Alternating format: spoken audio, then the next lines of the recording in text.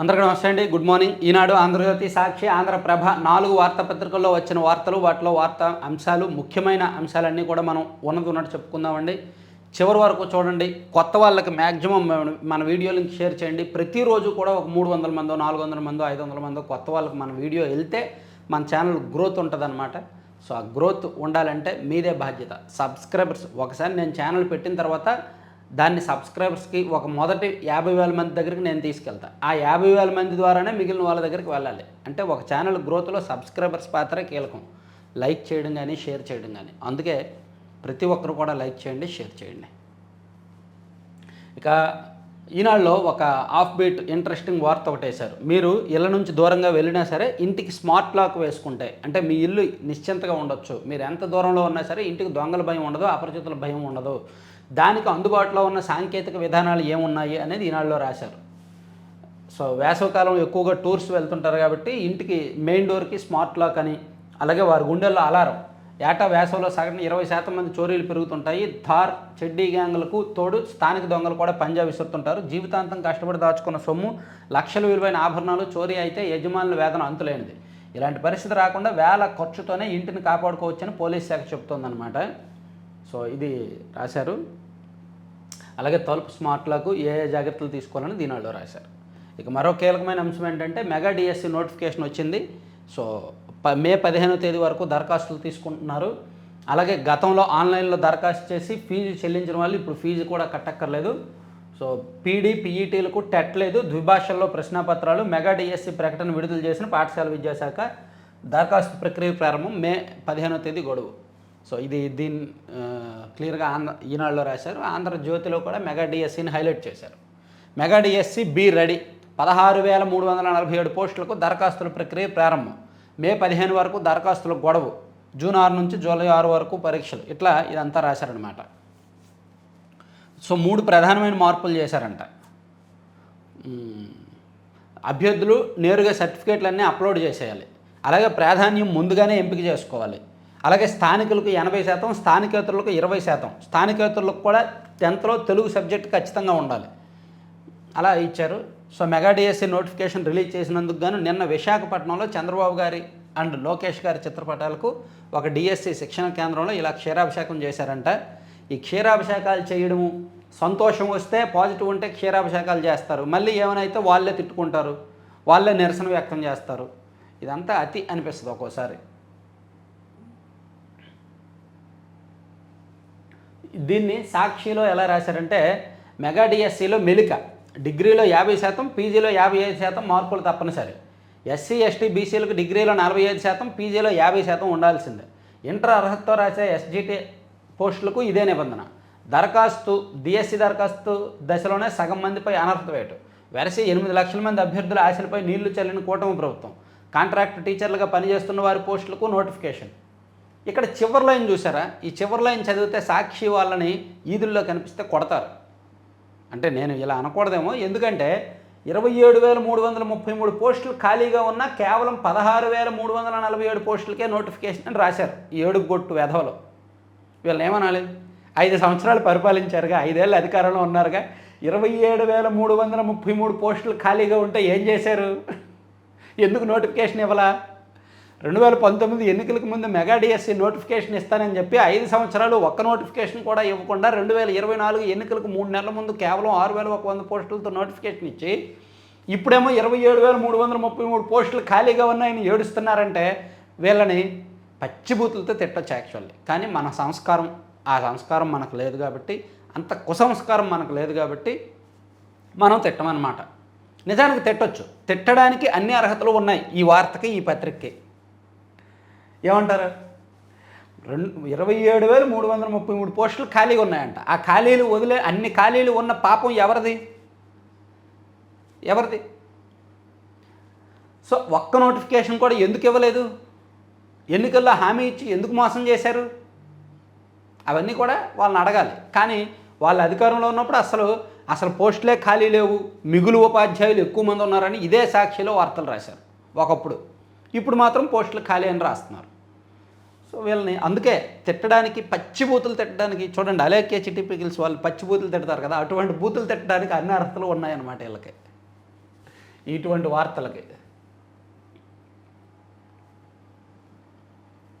నా ప్రతి ఆలోచన అడుగు మీకోసమే, అందరి భవిష్యత్తు భరోసానిచ్చేలా పాలన అందిస్తా. మీ ఆదరాభిమానాలు నా బాధ్యతను మరింత పెంచాయి. జన్మదిన శుభాకాంక్షలు తెలిపిన వారందరికీ సీఎం చంద్రబాబు కృతజ్ఞతలు. స్వర్ణాంధ్ర 2047 అందరి ఆకాంక్షల సమాహారమని, ప్రజల మద్దతు సహకారం సమష్టి కృషితోనే ఆ కలను నిజం చేస్తానని ముఖ్యమంత్రి చంద్రబాబు హామీ ఇచ్చారు. నా ప్రతి అడుగు ఆలోచన కార్యక్రమం ప్రజల ఉజ్వల భవిష్యత్తు కోసమేనని నిన్న చంద్రబాబు గారి పుట్టినరోజు సందర్భంగా విపరీతంగా ఆయనకు శుభాకాంక్షలు వెల్లువెత్తాయి. రేవంత్ రెడ్డి గారు, కేసీఆర్ గారు, పవన్ కళ్యాణ్ గారు, జగన్మోహన్ రెడ్డి గారు, అమిత్ షా గారు, నరేంద్ర మోదీ గారు, ఇట్లా ఆయన రాజకీయ శత్రువులు, ఆయన రాజకీయ మిత్రులు, ఆయన స్నేహితులు, శ్రేయోభిలాషులు, విమర్శకులు అందరూ ఆయన శుభాకాంక్షలు చెప్పారు. ఇక్కడ కొసమెరుపు ఏంటంటే 2024లో శుభాకాంక్షలు చెప్పని వాళ్ళు కూడా 2025లో చెప్పారు. ఎందుకంటే ఆయన పవర్కు ఉన్న పవర్ అది. ఆయన ఇప్పుడు పవర్లో ఉన్నాడు, దేశంలోనే పవర్ఫుల్ నాయకుడిగా ఉన్నాడు కాబట్టి దానికి ఉన్న పవర్ అనమాట. ఒక్క సంవత్సరంన్నర క్రితం చంద్రబాబు గారు అరెస్ట్ అయితే అక్కడున్న తెలుగుదేశం పార్టీ అభిమానులు రోడ్డెక్కి ఆందోళన చేస్తే మీరు ఇక్కడెందుకు ఆందోళన చేస్తున్నారు, అమరావతి వెళ్ళి చేసుకోండి అని కూసిన నోళ్ళు నిన్న చంద్రబాబు గారిని పొగిడాయి. కేటీఆర్ గారు ఒకప్పుడు ఆ కారు కోత కూసి నిన్న ఆయనే, అంటే కారు కోత అని ఎందుకు అన్నానంటే కారు వాళ్ళ పార్టీ సింబల్, కోత అంటే మాట్లాడడం, ఇదేమి బూత్ కాదు. సో నేను ఎప్పుడు బూతులు మాట్లాడను. సో అదే కేటీఆర్ గారు నిన్న ఒక మీటింగ్లో చంద్రబాబు నాయుడు గారి పుట్టినరోజు ఈరోజు, ఆయనకు మనందరం శుభాకాంక్షలు తెలుపుకోవాలి ఎందుకంటే హైదరాబాద్ అభివృద్ధిలో వారి పాత్ర కీలకం అని మాట్లాడారు. హైదరాబాద్ అభివృద్ధిలో వారి పాత్ర కీలకం కాబట్టే ఆయన్ని అరెస్ట్ చేసినప్పుడు హైదరాబాద్లో వాళ్ళు రోడ్డెక్కారు. అది అప్పుడు కేటీఆర్ అర్థం చేసుకోవాల్సింది, కానీ అప్పుడు అర్థం చేసుకోలేదు. ఎందుకంటే అహంకారం, అధికార మదం తలకెక్కింది కాబట్టి. నిన్న అదంతా దిగింది కాబట్టి అలా మాట్లాడుంటాడు. ఈవెన్ కేసీఆర్ గారు కూడా శుభాకాంక్షలు తెలిపారు. తర్వాత 300 కిలోల ధాన్యంతో దార్శనికుడి చిత్రం అంటండి. 300 కిలోల ధాన్యంతో ఆయన ఫోటో చేశారంట కడియంలో. మరో చోట ఎక్కడో సైకిల్ శిల్పం చేసినట్టున్నారు. ఇదిగోండి, తెలుగు జాతి అభ్యున్నతికి పునరుద్ధరణతో 2047 నాటికి ప్రపంచంలో శక్తివంతంగా ఉండాలి, రాష్ట్రాన్ని పుట్టినరోజు కూడా విజన్ 2047 P4 ఓకే. సో ఇది పుట్టినరోజుని ఇక్కడ టీడీపీ కేంద్ర కార్యాలయంలో ఈ విధంగా జరుపుకున్నారనమాట. సో ఇది అయిపోయింది, పుట్టినరోజు పక్కన పెట్టేద్దాం. పిడుగుపాటుకు 5 మృత్యువాత. ప్రకాశం, కర్నూలు, వైఎస్ఆర్ జిల్లాల్లో ఘటనలు. ఈ అకాల వర్షం యాక్చువల్లీ ఈ టైంలో పిడుగు పడుతుందంటే ఖచ్చితంగా ఎవరు ఎక్స్పెక్ట్ చేయలేరు. రాష్ట్రంలో పిడుగుపాటుకు ఒకే రోజు 5 చనిపోగా మరొకరు గాయపడ్డారు. ప్రకాశం, కర్నూలు, వైఎస్ఆర్ జిల్లాలో ఆదివారం జరిగిన ఈ ఘటనలు ఆయా కుటుంబాల్లో తీవ్ర విషాదాన్ని నింపాయి అని ఇచ్చారు. ఇక కర్ణాటక మాజీ డీజీపీ ఓంప్రకాష్ వాళ్ళ ఇంట్లో హత్య చేయబడ్డారు. చంపేసింది కూడా అతని భార్య. కుటుంబం ఆస్తి తగాదాల నేపథ్యంలో మాత్రమే. కర్ణాటక మాజీ డీజీపీ ఓంప్రకాష్ దారుణ హత్యకు గురయ్యారు. ఆస్తి వివాదాలు, కుటుంబ తగాదాల నేపథ్యంలో భార్య హత్య చేసినట్టు పోలీసులు ప్రాథమిక అంచనాకు వచ్చారు. 1981 బ్యాచ్ ఐపీఎస్ అధికారి అయిన ఓంప్రకాష్ బీహార్లోని చంపారన్కు చెందిన వ్యక్తి.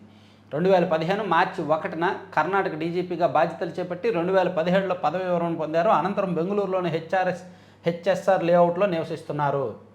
సో సంపాదించుకున్నారు ఆస్తులు భారీగా, అవి ఎవరికి ఎలా ఇవ్వాలో బ్యాలెన్స్ చేయడం తెలియలేదు. కాబట్టి ప్రధానితో వ్యాన్స్ భేటీ నేడు. వాణిజ్యం, సుంకాలు, భద్రతపై చర్చ. విందు ఇవ్వనున్న మోదీ. 4 రోజుల పర్యటనకు వస్తున్న అమెరికా ఉపాధ్యక్షుడు. వెంట రానున్న సతీమణి ఉషా, పిల్లలు. సో అమెరికా ఉపాధ్యక్షుడు వ్యాన్స్, ఆయన భారతీయ అల్లుడు, ఆయన భార్య ఉషా ఇండియన్ కాబట్టి ఆ పర్యటనను ప్రభుత్వం కూడా ప్రెస్టీజియస్గా తీసుకుంది. అలాగే జేడీ వ్యాన్స్ ట్రంప్ ప్రతినిధిగా వస్తున్నాడు కాబట్టి ఈ ఇంపోర్ట్ ట్యాక్స్, ఇంపోర్ట్ డ్యూటీ, అలాగే వాణిజ్య అంశాలు, భద్రతాపరమైన అంశాలు అన్నీ చర్చకు వస్తాయని రాశారనమాట. ఇక నిద్రాణ వైరస్లు కాటేస్తున్నాయి. ఆందోళనకరంగా హెపటైటిస్ బి, సి వ్యాప్తి. కోనసీమ జిల్లాలో 25 ఏళ్ల నాటి ప్రభావం నేడు బహిర్గతం. దేశ సగటుకు మించి ఇక్కడ పాజిటివిటీ రేటు. వైద్య ఆరోగ్య శాఖ ప్రత్యేక శిబిరాలు, జాగ్రత్తలు, చికిత్సలపై అవగాహన అని ఒకటి రాశారండి. తర్వాత 28,000 కోట్లతో ట్రాన్స్కో నెట్వర్క్ 5 ఏళ్ల తర్వాత పెరిగే డిమాండ్కు అనుగుణంగా విస్తరణ. వ్యయంలో 80% ఇవ్వాలని కేంద్రానికి ఇంధన శాఖ వినతి. భారీ ప్రాజెక్టుకు సూచనప్రాయంగా ఆమోదం. రాయలసీమ నుంచి కాకినాడ వరకు ట్రాన్స్కో నెట్వర్క్ ఆగ్మెంటేషన్ సామర్థ్యం పెంపు కోసం ప్రతిపాదించిన ప్రాజెక్టుకు కేంద్రం సూచనప్రాయంగా ఆమోదం తెలిపినట్లు విశ్వసనీయ సమాచారం. 5 ఏళ్లలో 20,000 మెగావాట్లకు డిమాండ్ పెరుగుద్ది కాబట్టి దానికి తగ్గట్టు సామర్థ్యం పెంచడానికి ఒక ప్రపోజల్ కేంద్రానికి రెడీ చేస్తున్నారంట. తర్వాత కన్నీటి చుక్కతో కంటి ముప్పు కనిపెట్టేలా అరచేతిలో పట్టే పరికరంపై పాండిచ్చేరి యూనివర్సిటీ పరిశోధనలో మధుమేహ రోగుల్లో రెటీనాను కాపాడడంపై దృష్టి, లక్షల మందికి లబ్ధి చూకే అవకాశం అని ఒక వార్త రాశారు.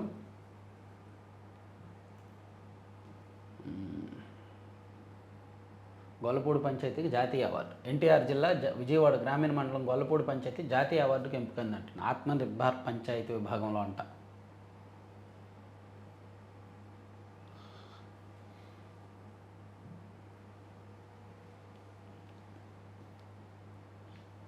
స్కూల్ అసిస్టెంట్ పోస్టులకు డిగ్రీ అర్హతపై సందిగ్ధత. టెట్లో ఎస్సీ, ఎస్టీ, బీసీ దివ్యాంగులకు 40% మార్కుల అర్హత, బీఈడీ చేసేందుకు 40%, డిఎస్సిలో మాత్రం 45% ఉండాలని నిబంధన. విశాఖ శారదాపీఠానికి తితిది నోటీసు, తిరుమలలో భవనాన్ని అప్పగించాలని ఆదేశం. సో నిన్న విశాఖలోని శారదాపీఠానికి టీటీడీ నోటీసులు ఇచ్చింది, అక్కడ ఉన్న భూమి మాకు అప్పచెప్పండి అని. ఈనాడు కాసేపు పక్కన పెడితే సాక్షిలో ఒక ఆసక్తికరమైన వార్త వేశారండి.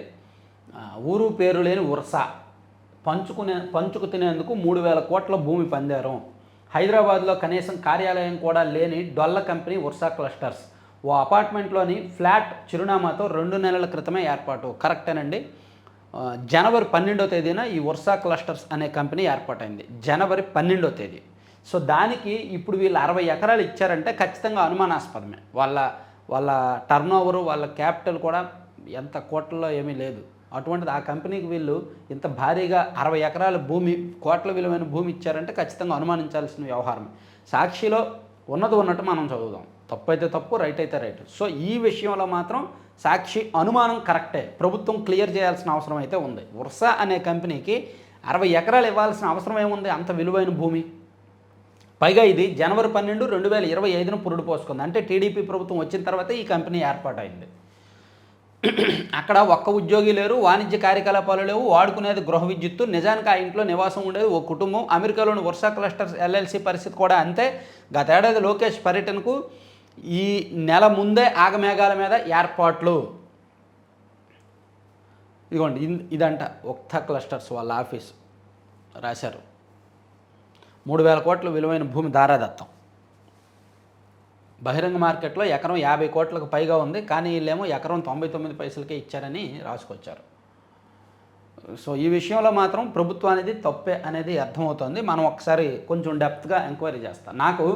ఇందులో నాకు వాస్తవం అనిపించింది ఏంటంటే, ఈ ఉర్సా క్లస్టర్స్ అనేది ఏర్పాటు చేసింది కొత్తగానే, అంతవరకు కన్ఫర్మ్. నేను చెక్ చేశాను. 2025 జనవరి 12వ తేదీన ఇది ఏర్పాటైంది. దీని ఎవరు డైరెక్టర్లు కూడా కొత్త వాళ్ళకి అంతకుముందు ఏమీ పెద్ద బిజినెస్లు, పెద్ద వ్యవస్థలు ఏమీ లేవు. సో అలా కొత్తగా వచ్చిన వాళ్ళకి అంత విలువైన భూమి, ఇప్పుడు కొత్తగా మార్కెట్లోకి వచ్చారు, కొత్తగా పరిశ్రమ పెడుతున్నారు, కొత్తగా ఐటీ ఇండస్ట్రీ పెడుతున్నారు అంటే ఒక 5 ఎకరాలు ఇవ్వడంలో తప్పులేదు, ప్లస్ కొంతకాలం కనిపెట్టడంలో తప్పులేదు. కానీ వాళ్ళకి అంత పెద్ద పరిశ్రమ, అంత పెద్ద బ్యాక్గ్రౌండ్ హిస్టరీ, అంత పాజిటివ్ ఫీడ్బ్యాక్ ఏమీ లేనప్పుడు 60 ఎకరాలు ఇచ్చారు అంటే అనుమానించాలన్నమాట. సో ఈ విషయంలో సాక్షి రాసిన దానికి మనం విమర్శించవద్దు, మంచిదే, ఇటువంటి రాయాలి. ఇక బొగ్గుమన్న పొగాకు రైతు కష్టపడి పండించిన పంటకు తగిన ధర ఇవ్వకపోగా రంగు లేదండంతో తీవ్ర ఆగ్రహానికి గురైన వీరవల్లి కమలాకర్ అనే రైతు పొగాకు బేళ్లకు నిప్పంటించాడంట. బాలికపై వృద్ధుడి అత్యాచారం. శ్రీ సత్యసాయి జిల్లా కొందుర్పత్తి గ్రామానికి చెందిన 8 ఏళ్ల బాలికపై 75 ఏళ్ల వృద్ధుడు అత్యాచారం చేశాడు. అవుకులో 42.6 డిగ్రీల ఉష్ణోగ్రత. వక్ఫ్ సవరణ చట్టం చేయాలి.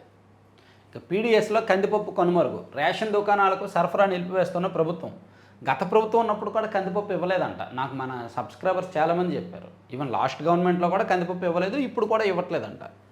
2014-19 మధ్య ఇదే తీరుతో వ్యవహరించిన చంద్రబాబు సర్కారు. సో కందిపప్పు మీకు వస్తుందా లేదా, లాస్ట్ గవర్నమెంట్లో వచ్చిందా లేదా అనేది ఒకసారి కామెంట్ చేయండి. నాకు రేషన్ సర్కుల్ గురించి నాకైతే తెలియదు, కార్డు ఏమి లేదు. సో అసలు కందిపప్పు లాస్ట్ గవర్నమెంట్ వాళ్ళు ఇచ్చారా లేదా, ఇప్పుడు ఈ గవర్నమెంట్లో ఇస్తున్నారా లేదా అనేది కంపేర్ చేస్తూ కామెంట్ చేయండి ఎవరైనా తెలిసిన వాళ్ళు. ఇక డిప్యూటీ సీఎం పవన్ ఇలాకాలో దళితులకు సాంఘిక బహిష్కరణ. పనులకు పిలవద్దు, హోటళ్లలో టీ కాఫీ టిఫిన్ ఇవ్వద్దు, కిరాణా కొట్లలో పాలు సరుకులు కూడా విక్రయించొద్దు. దళిత యువకుడు కుటుంబానికి న్యాయం చేయాలని కోరినందుకే అధికారుల విచారణలో గోడు వేలబోసుకున్న బాధితులు. ఇది పవన్ కళ్యాణ్ గారు ఇమీడియట్గా స్పందించాలి. సాధారణంగా ఇటువంటి ఇంకా అనైక్యత ఉన్న కొన్ని గ్రామాల్లో కుగ్రామాల్లో జరుగుతుంటాయి. కానీ అటువంటిది పవన్ కళ్యాణ్ గారి కాన్స్టిట్యున్సీలో ఇలా జరిగింది అంటే ఖచ్చితంగా ఆయన ఒకసారి అలర్ట్ అయ్యి చెక్ చేసుకుంటే మంచిదన్నమాట. అలాగే ఆలయ గోశాలల్లో గోవుల మృతి శోచనీయం, గో రక్షణే మా ధ్యేయం, చర్చా వేదిక స్వామీజీల ఆందోళన. ఓకే. పల్లె నిధులకు ప్రభుత్వ గ్రహణం డిసెంబర్లో మంజూరు, 4 నెలలుగా ఖజానాలోనే పంచాయతీ మండలి జిల్లా పరిషత్లకు 1121 కోట్లు. ఇంకమ్మ గత ప్రభుత్వం ఉన్నప్పుడు పల్లెల్లో డబ్బులు పడిన వెంటనే లాగేశారు కదరా బాబు. ఈ ప్రభుత్వం ఇంకా పర్వాలేదు.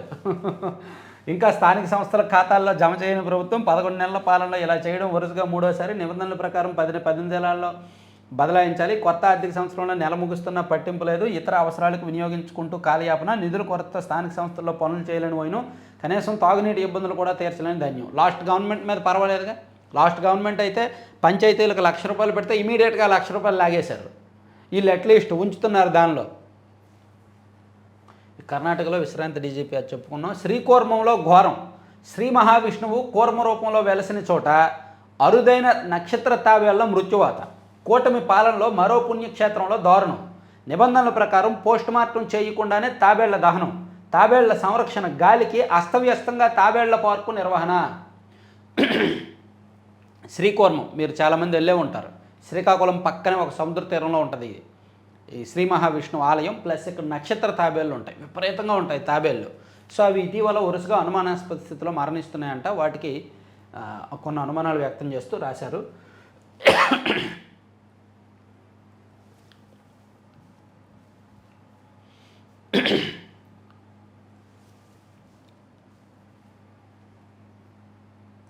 ఊరు పేరు లేని వర్ష అని ఇంకా పెద్ద వార్త రాశారండి. నేను సెపరేట్ వీడియో చేస్తాలే.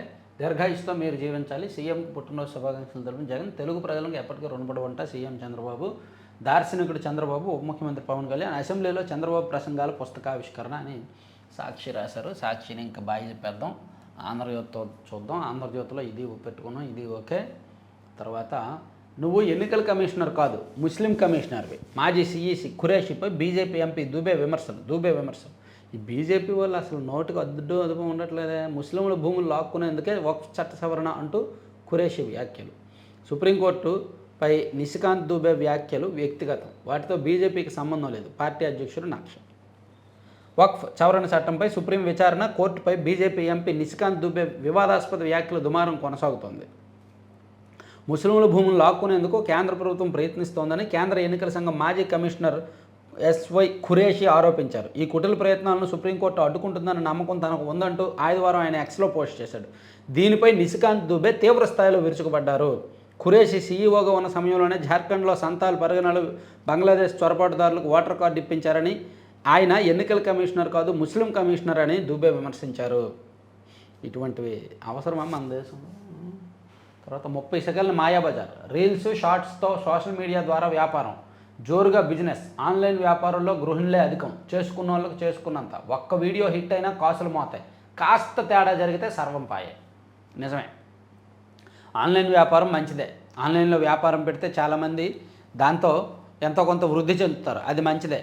అయితే వాళ్ళు రీల్స్ మోజులో పడి వ్యాపారాన్ని కాపాడుకున్నంత వరకు పర్లా, కానీ వాళ్ళు రీల్స్ మోజులో పడి అనవసర వీడియోలు చేసి అనవసర కాంట్రవర్సీల్లోకి వెళ్తేనే ఓవర్ నైట్లో క్లోజ్ అయిపోతారు. ఓవర్ నైట్లో హిట్ అయిన వాళ్ళే ఓవర్ నైట్లో క్లోజ్ అయిపోతారనమాట. ఆన్లైన్ బిజినెస్ చేయడంలో తప్పులేదు, కానీ దాన్ని చాలా జాగ్రత్తగా చేసుకోవాలి. కొన్ని పరిమితులు ఉంటాయి, కొన్ని పరిమితుల్లో చేసుకోవాలి.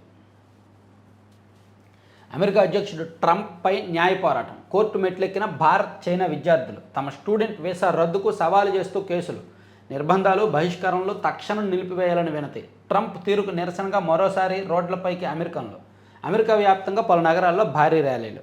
సో అమెరికాలో భారతీయ విద్యార్థులకు అండ్ ఇతర దేశాల విద్యార్థులకు ట్రంప్ సర్కార్ ప్రతి రోజు కూడా ఏదో ఒక పరీక్ష పెడుతోంది. వాళ్ళని ఎక్కడికక్కడ ఆపేసి మీ వీసా ఏది, మీ పాస్పోర్ట్ ఏది, మీరు ఎక్కడ చదువుతున్నారు, మీ ఐడి కార్డు ఏది, మీరు ఎక్కడ పని చేస్తున్నారు, మీరు ఎక్కడ నివాసం ఉంటున్నారు, ఇవన్నీ అడిగేసరికి వాళ్ళు టెన్షన్ పడుతున్నారు, ఎప్పుడు ఎవరిని పంపించేస్తారా అని. సో అందుకని వాళ్ళందరూ కోర్టుకు వెళ్ళారనమాట. తర్వాత యూత్ అంకుల్స్, యంగ్ ఆంటీస్. ఒకప్పుడు 20 ఏళ్లలోపే పెళ్ళిళ్ళు, 40 ఏళ్లకే నడి వయసు భావన. పెరుగుతున్న ఆయుర్దాయంతో ఇప్పుడు ఆలస్యంగా ఆ ఆలోచన. మనకు స్వాతంత్రం వచ్చే నాటికి సగటు జీవితకాలం 32 ఏళ్ళు. 2021 నాటికి 67.2 ఏళ్ళు, 2050 నాటికి 76 సంవత్సరాలు. జీవితం మొదలయ్యేదే 4 పదులకు అంటున్న నేటి తరం. 50 సంవత్సరాలు వచ్చినా అందం ఫిట్నెస్పై తరగని శ్రద్ధ. యూత్ అంకుల్స్ యంగ్ ఆంటీస్ అంట. సో 40 ఏళ్ళు వచ్చినా సరే యంగ్గా ఉండడానికి 25, 30, 40 ఇలా వయసు పెరుగుతుందే కానీ మనసు మాత్రం యూత్లోనే ఉండిపోతుంది. ఇంటర్ డిగ్రీ చదివే పిల్లలు ఆంటీ అంకుల్ అని పిలుస్తుంటే అదోలా ఉంటుంది. వద్దని చెప్పలేరు, అలాగని అంగీకరించి ఊరుకోను లేరు. నిన్న మొన్ననే కదా కాలేజీలో లైలాతో రొమాన్స్ చేసి వచ్చింది అని పాత తీపి జ్ఞాపకాలను గుర్తు చేసుకుంటున్నారని ఒక హాఫ్ బీట్ ఒక ఇంట్రెస్టింగ్ వార్తని ఆంధ్రజ్యోతిలో వేశారనమాట. అంటే వయసు పెరుగుతున్నా సరే మనసు పెరగడం లేదు, వయసు అనేది జస్ట్ నెంబర్ మాత్రమే అనేటట్టు ఇచ్చారు. కరెక్టే, చాలామందికి వయసు కనిపించదు. వయసు 40 ఏళ్ళు ఉన్నప్పటికీ చూడడానికి 25, 30 అలాగే ఉంటుందన్నమాట. కొంతమందికి అదొకటి కలిసి వస్తుంది. తర్వాత విమాన వైభోగం. యుద్ధ ప్రాతిపదికన సాగుతున్న భోగాపురం విమానాశ్రయం పనులు. నిరంతరాయంగా శ్రమిస్తున్న 5,050 మంది సిబ్బంది, ఇంజనీర్లు. 3.8 కిలోమీటర్ల పొడవున రన్వే. నింగి నుంచి వీక్షిస్తే మీనాకృతి, పక్క నుంచి చూస్తే విమాన రూపం, ప్రపంచ స్థాయి సౌకర్యాలతో నిర్మాణం. ఇది మన ఛానల్లో ఒక 1 వీక్ 10 డేస్ బ్యాక్ వీడియో చేశా. భోగాపురం విమానాశ్రయానికి సంబంధించి ఓవరాల్ రిపోర్టు. ఇప్పుడు ఏ దశలో ఉన్నాయి, ఎవరి హయాంలో స్టార్ట్ చేశారు, ఎప్పుడు స్టార్ట్ చేశారు, ఏం జరుగుతుందనేది మొత్తం చెప్పాం కదా. సో అది చైనా సరికొత్త హైడ్రోజన్ బాంబు. ప్రయోగాత్మకంగా పరీక్ష విజయవంతం. సాధారణ బాంబు తరహాలోనే అయినా తీవ్ర విధ్వంసం సృష్టించే సామర్థ్యం. ట్రంప్ ఇంటి మీద వేస్తారేంటి, వైట్ హౌస్ మీద వేస్తారేంటి ఇల్లు? ఎందుకు ఇప్పుడు ఈ చైనా ఒకటి, తర్వాత ఈ ఉత్తర కొరియా వాళ్ళకి, అమెరికా ట్రంప్ లాంటి వాళ్ళ చేతుల్లోకి ప్రపంచంలో కొంతమంది ఉన్నారు. మరీ నియంతలు అనమాట, విపరీతమైన పోకడలు, వైపరీత్య పోకడలు ఉంటాయి. అటువంటి వాళ్ళ దగ్గర ఇటువంటి డేంజరస్ బాంబులు, అణ్వాయుధాలు ఉండడం కూడా మంచిది కాదు. వాళ్ళ కంట్రోల్లో ఉండడం మంచిది కాదు. ఆన్లైన్ గేమ్స్కు యువకుడి బలి. ప్లీజ్ ఆన్లైన్ గేమ్స్ ఆడొద్దంటూ చొక్కాపై లేఖ, ఆపై రైలు చక్రాల కింద తలపెట్టిన వైను వేరుపా. ఆన్లైన్ గేమ్స్, ఆన్లైన్ బెట్టింగ్లు ఆడి ఆడి ఆడి బలైపోతున్నారు. ప్లీజ్ పాస్ చేయండి. మీ ప్రేమ, నా ప్రేమ మీ చేతుల్లో ఉంది. జవాబు పత్రంలో 10వ తరగతి విద్యార్థి అభ్యర్థన. ఓ నియంకమ్మ, వాడి ప్రేమ అంట వాళ్ళ చేతుల్లో ఉందంట. 10వ తరగతి పాస్ అయితే లవ్ సక్సెస్ అవుతుంది ఇంటర్వ్యూ. డీసీసీ చెబితే ఏఐసీసీ వింటుంది. కాంగ్రెస్లో అధికార వికేంద్రీకరణ, జిల్లా అధ్యక్షులకు విస్తృత అధికారాలు. ఏటీఎంలో బంగారం వేస్తే బ్యాంకు ఖాతాలో నగదు జమ. చైనాలో నూతన ఆవిష్కరణ. ఏటీఎంలోకి వెళ్ళి బంగారం వేస్తే దాని వెయిట్ చూసుకొని దానికి తగ్గట్టు వాల్యూ ఉన్న అమౌంట్ బ్యాంక్ అకౌంట్లో పడుతుందంట.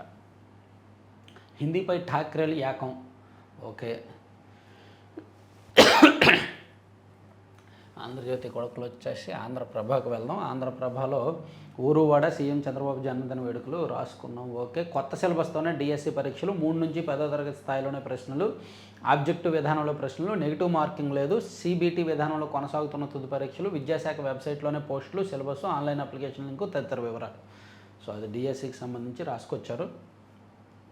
గిఫ్ట్ సిటీ తరహాలో అమరావతి మహానగరంగా ఏపీ రాజధాని. ఎన్టీఆర్తో సహా ప్రముఖులు భారీ విగ్రహాల కసరత్తు. ఏక్తానగర్లో 597 అడుగుల సజ్జార్ పటేల్ విగ్రహ డిజైన్ల పరిశీలన. అహ్మదాబాద్లో మంత్రి నారాయణ బృందం అధ్యయనం. నేడు స్పోర్ట్స్ సిటీ సందర్శన. సో మంత్రి నారాయణ గారు అండ్ ఆయన టీం గుజరాత్లో పర్యటిస్తున్నారనమాట. సో అక్కడ రకరకాల సిటీలు, గిఫ్ట్ సిటీ ఇవన్నీ పరిశీలించి నిర్మాణం ఎలా జరిగిందనేది చూస్తున్నారు. దాన్ని రాసుకొచ్చారు. సో ఆ తరహాలో అమరావతిని కూడా డిజైన్ చేయడానికి ప్లాన్ చేస్తున్నారు. Athletics coach Ramesh suspension. 2 సహాయ కోచ్లపైన. ద్రోణాచార్య అవార్డు గ్రహీతకు షాక్. బోస్టన్లో రాహుల్. నేడు ఢిల్లీకి జేడీ వాన్స్. నితీష్ అవకాశవాది. సీఎం కుర్చీ కోసం కూటముల మార్పు. ఎవరు అవకాశవాదులు కాదు రాజకీయాల్లోకి వచ్చాక ప్రతి ఒక్కరూ అవకాశవాదే మాస్టరు. రారండోయ్ చేరండోయ్. హాస్టల్ వార్డెన్లు దళిత వాడల బాట. ఉచిత విద్య వసతి కల్పిస్తామని ప్రచారం. పేద విద్యార్థులకు సువర్ణావకాశమని తల్లిదండ్రులకు అవగాహన. ఒక్కో హాస్టల్లో 100 మందిని చేర్చడమే లక్ష్యం. కూటమి ప్రభుత్వం వచ్చాక వసతి గృహాల్లో సౌకర్యాలు మెరుగు. ఇది కళ్ళ. వసతి గృహాల్లో సౌకర్యాలు మెరుగు అవ్వడం అనేది కళ్ళ, ఏదో భజన కాకపోతే. అయితే వార్డెన్స్ స్టూడెంట్స్ని హాస్టల్స్లో చేర్చుకోవడానికి చేస్తున్న ప్రయత్నం మాత్రం అభినందనీయం. అది మంచిదే. కాకపోతే వార్డెన్స్ పట్టించుకోరు సాధారణంగా. ప్రతి హాస్టల్లో కూడా హాస్టల్స్ అలాగే ఉంటాయి. డోర్స్ బాగోవు, వాష్రూములు బాగోవు, ఫుడ్ కూడా మెరుగవ్వదు. వార్డెన్స్ కూడా ఆ తర్వాత పట్టించుకోరు, రోజులో 1 గంట అలా వచ్చి వెళ్ళిపోతారు. కాశ్మీర్లో వర్షబీభత్సం అని రాశారు. ట్రంప్కు నిరసనగా మరోసారి రోడ్డెక్కిన పౌరులు. 50 రాష్ట్రాల్లో శాంతియుత ప్రదర్శనలో, అమెరికాలో రాజులు లేరంటూ నినాదాలు, వలసదారులకు అండగా ఆందోళనలు. కరెక్ట్.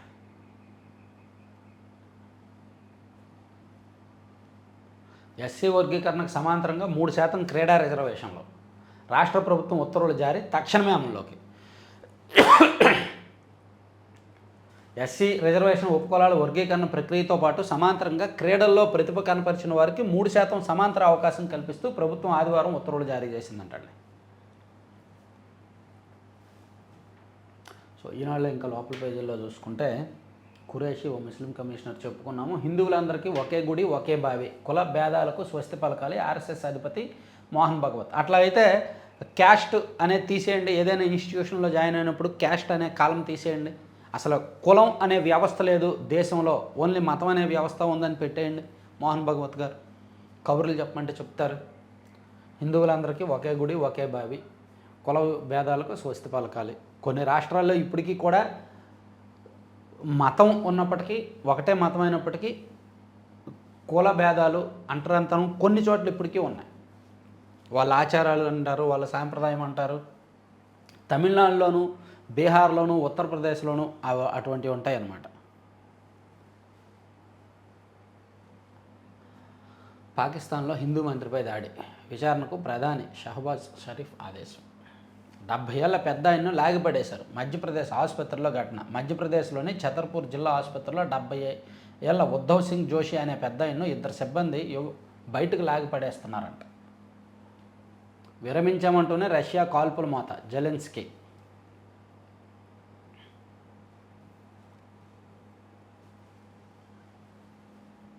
పాఠశాలల్లో ఆహారాన్ని పర్యవేక్షించేది 60% దేశాలే. చాలా దేశాల్లో పోషకాహారం పాఠ్యాంశమే లేదు, వెల్లడించిన యునెస్కో నివేదిక. ప్రపంచంలో 60% దేశాల్లో మాత్రమే పాఠశాలల్లో అందించే ఆహారం, పానీయాలను నియంత్రించే, పర్యవేక్షించే చట్టాలు ఉన్నాయని ఓ నివేదిక వెల్లడించింది.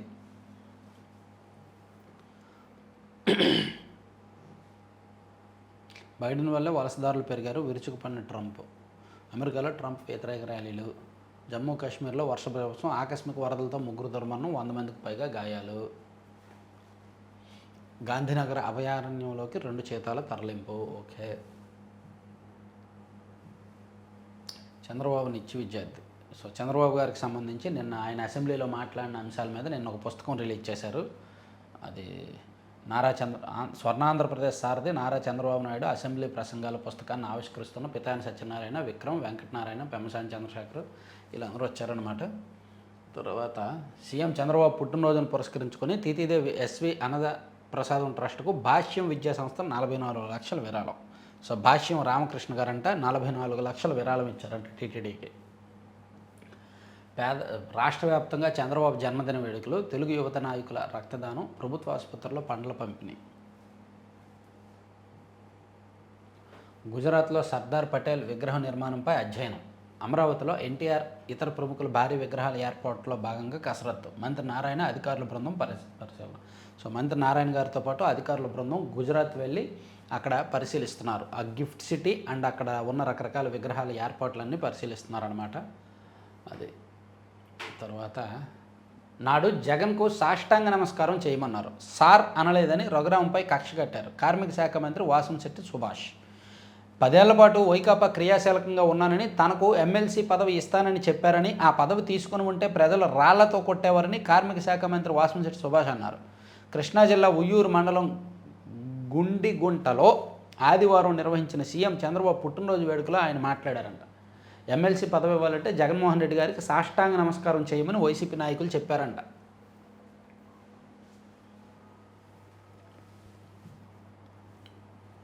ఆదిమానవుడి ఆనవాళ్ళు బూడిద. జ్వాలాపురంలో కనుమరుగవుతున్న 80,000 ఏళ్ల నాటి చరిత. అగ్నిపర్వత బూడిదను తరలించుకుపోతున్న సబ్బులు తయారీ సంస్థలు. పరిరక్షణకు నోచుకోక చెరిగిపోతున్న గుర్తులు.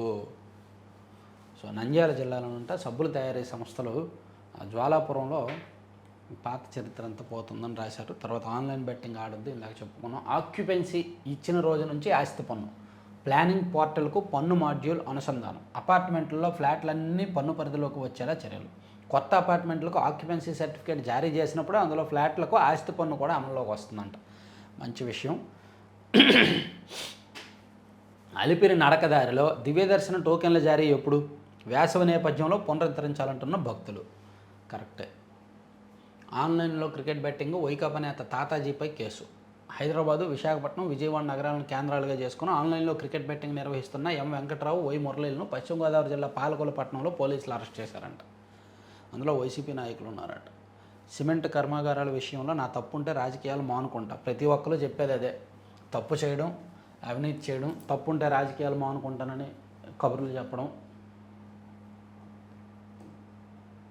20 లక్షల విలువైన పేలుడు పదార్థాలు పట్టివేత, అక్రమంగా నిల్వ చేసిన వైకాపా నేత అరెస్టు, తెలంగాణ నుంచి తరలిస్తున్నట్టు గుర్తింపు. సో పర్చూరు నియోజకవర్గం మార్టూరులో దాదాపుగా 5 టన్నులకు పైగా పేలుడు పదార్థాలు, జెల్టిన్ స్టిక్స్ అండ్ కొన్ని పేలుడు పదార్థాలు అనమాట, భారీ పేలుడు పదార్థాలు నిన్న పోలీసులు ఉదయం స్వాధీనం చేసుకున్నారు. నిన్న కాదు, మొన్న ఉదయం వాళ్ళ మీద కేసు పెట్టారు. సైబర్ నేరగాళ్ళు 3.88 కోట్లు కొట్టేశారు. ట్రేడింగ్ పేరిట 2 కుచ్చుటోపి. సో ఇవన్నీ 4 పత్రికల్లో వచ్చిన వార్తాంశాలు. సో చివరి వరకు చూసిన వాళ్ళందరికీ కూడా ధన్యవాదాలు. మన రిక్వెస్ట్ ఏంటంటే ప్రతి ఒక్కరు కూడా లైక్ చేయండి, మీ మిత్రులందరికీ కూడా వీడియో లింక్ షేర్ చేయండి, కొత్త వాళ్ళని సబ్స్క్రైబ్ చేసుకోమని చెప్పండి. Thank you.